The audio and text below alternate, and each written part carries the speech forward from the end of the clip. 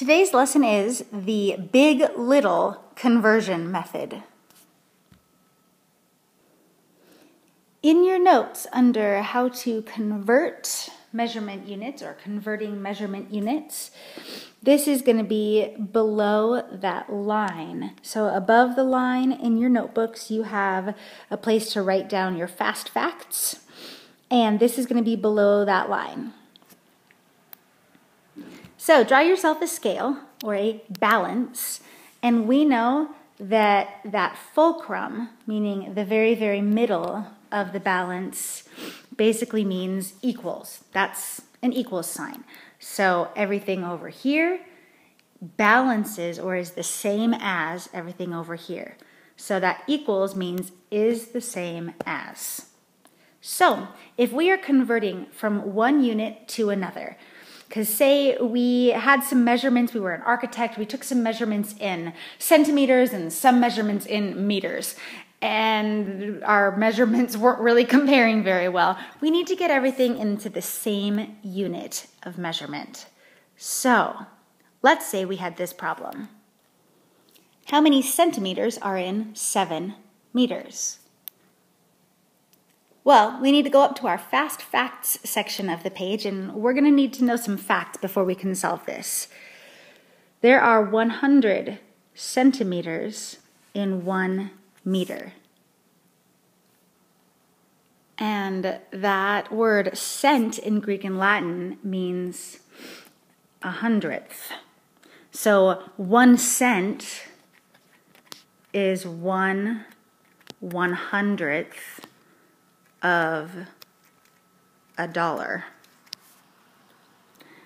There are 100 years in a century. So cent means 100. So that helps us with this fast fact, 100 centimeters in 1 meter. Our other fast fact that we're going to be using today is the fact that there are 1,000 millimeters in 1 meter. Those millimeters are on your rulers. They're the hash marks between the centimeters. There are 10 of them between each centimeter.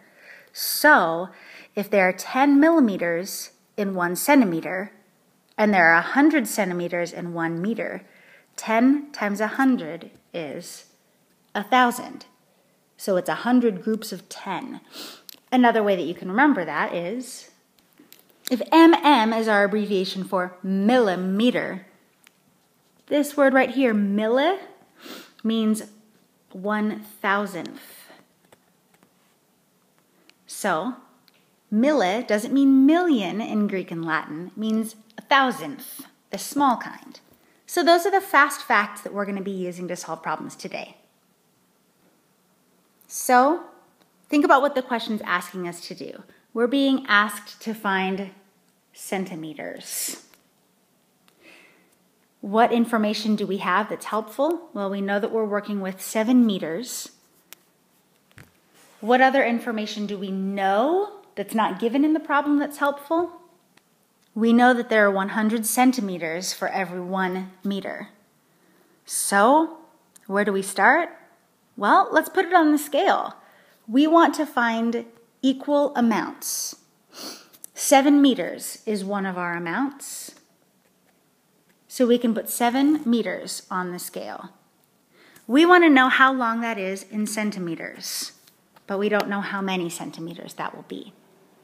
So here's where the big-little strategy comes in handy. Think about your units here. We're working with meters and we're working with centimeters. What's bigger? A centimeter, which is about the width of your finger, like across your fingernail, or a meter, those meter sticks that we use in the classroom, about the length of one of our ceiling tiles.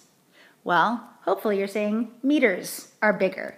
So right underneath the scale, let's label that with a B.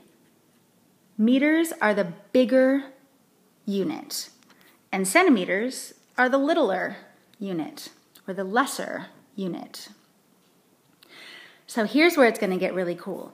Because we need it to balance and we don't want our scale tipping back and forth, we're going to know that each side is going to have something that's big and something that's little to balance it out.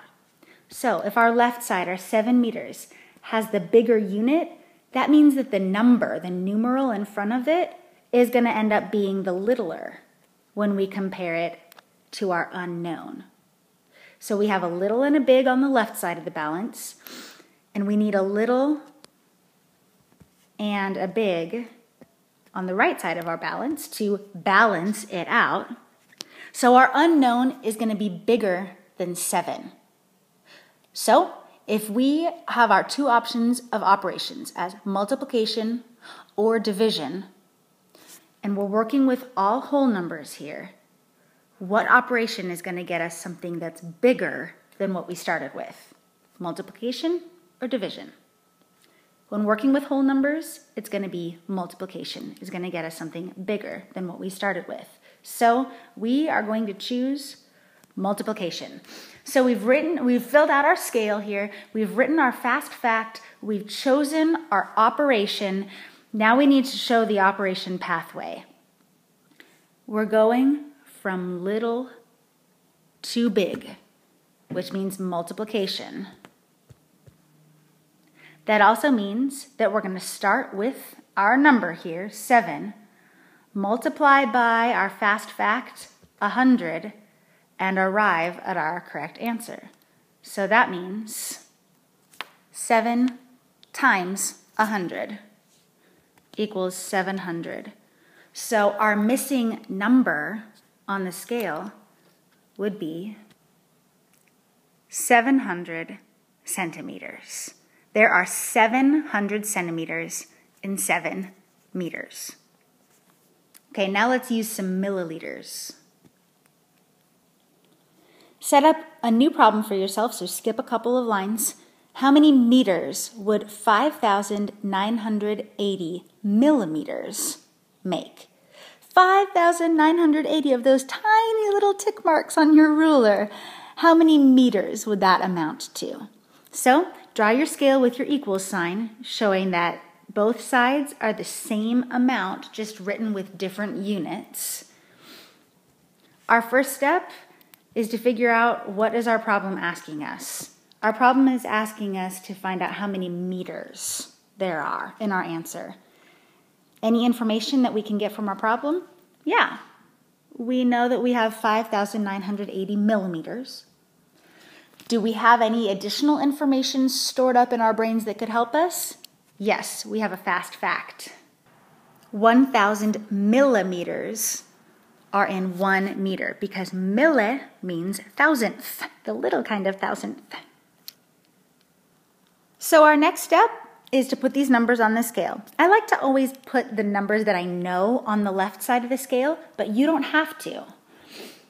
5,980 millimeters, and we don't know how many meters that equals, but we know that it's going to be balanced out on our scale.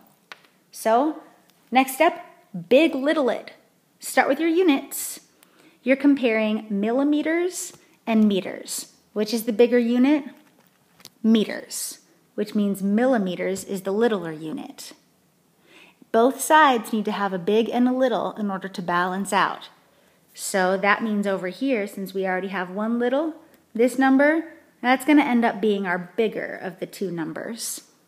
And this number, since we already have a big, this is going to be a little number compared to the other number on the other side.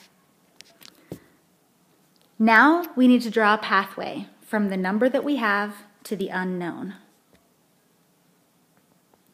We're going from big to little.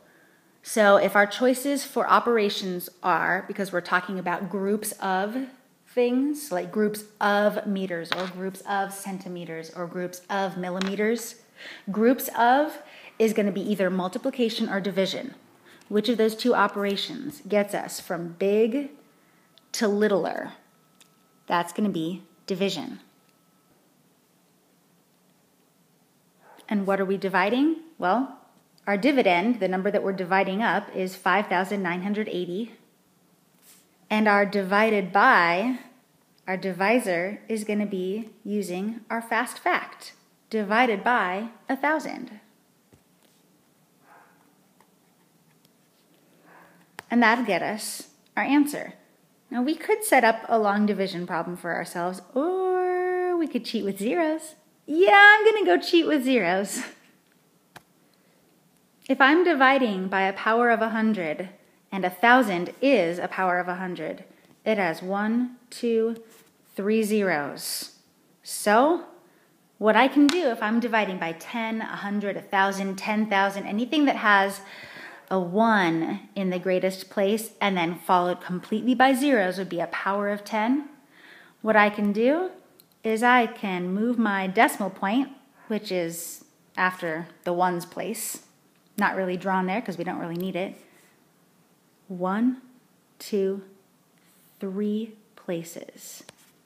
And the 5,980 becomes 5.980. A math pro would know we don't need that extra zero at the end. So our missing number would be 5 98/100ths of a meter. Think about what that means. That's almost enough for 6 whole meters, but not quite. 6 whole meters would have been 6,000 millimeters. So our answer for our scale is 5 98/100ths meters. And that's how you use the big little conversion method. Yay! There is no task for this assignment. Yay!